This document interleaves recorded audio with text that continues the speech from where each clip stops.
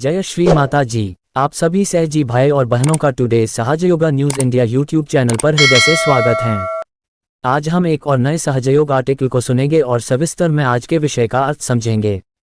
अक्सर बहुत से सहजी मूलाधार चक्र की पकड़ को लेकर अत्यधिक शंकित व चिंतित रहते हैं, व इसकी सबसे ज्यादा चर्चा करते हैं, क्योंकि श्री माता जी के मुताबिक ये चक्र हमारे सूक्ष्म यंत्र की आधारशिला माना जाता है और शंकाओं के चलते वो अपने सामान्य नैसर्गिक मानवीय जीवन से भी विमुख होने लगते हैं।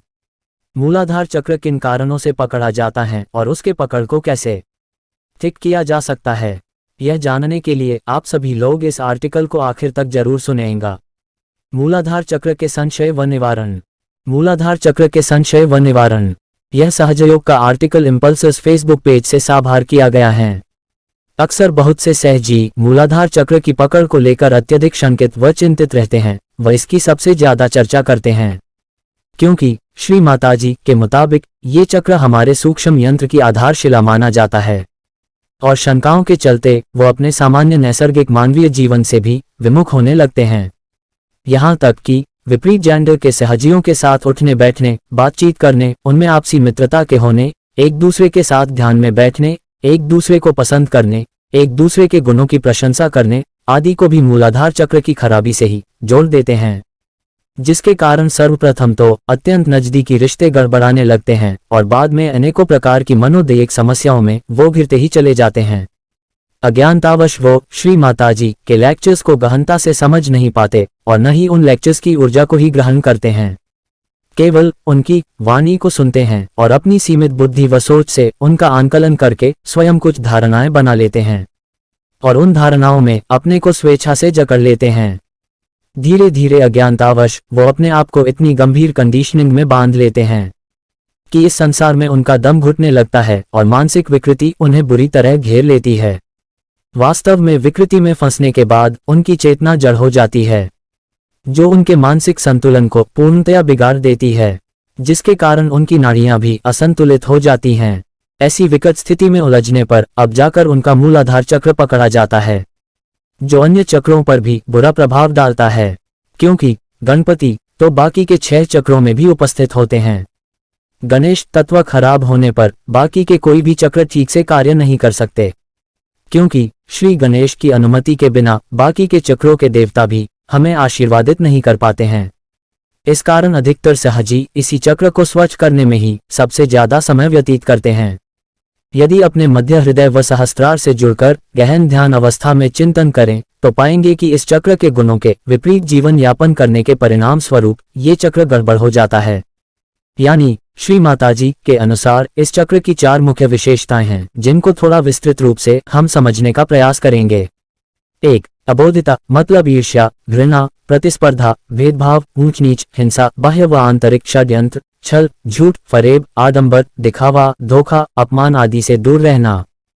2. पावित्र्य से आशय, निर्वाजय प्रेम बनाए रखना, अहंकार रहितता, अनावश्यक क्रोध शून्यता, हीनन भावना नगण्यता, स्वयं को अन्यों से निकृष्ट न समझना, प्रभुत्व जमाने की प्रवृत्ति का अभाव होना, श्रेष्ठता सिद्ध करने का स्वभाव का न होना, आत्ममुग्धता न होना, आत्म प्रशंसा की इच्छा न होना, अन्य लोगों की प्रशंसा पाने के लिए लालायित न होना, दूसरों की कमियां निकालने की प्रवृत्ति का न होना, पीठ पीछे किसी की निंदा करने की आदत का न होना आदि।